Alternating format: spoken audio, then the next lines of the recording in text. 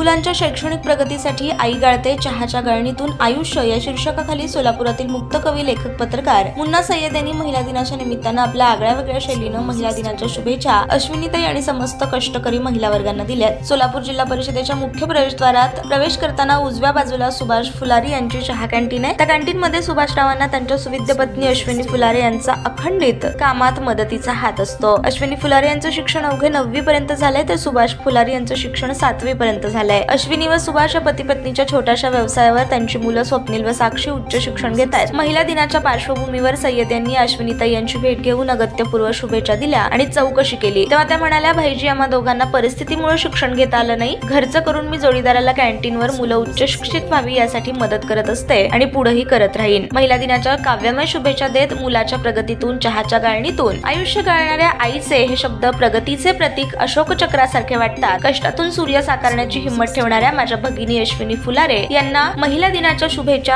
अशा शब्दात पत्रकार कवी मुक्त लेखक मुन्ना सय्यद यांनी शुभेच्छा दिल्या। ताज्या बातम्या पाहण्यासाठी प्राईम महाराष्ट्र न्यूज चॅनलला सबस्क्राईब करा।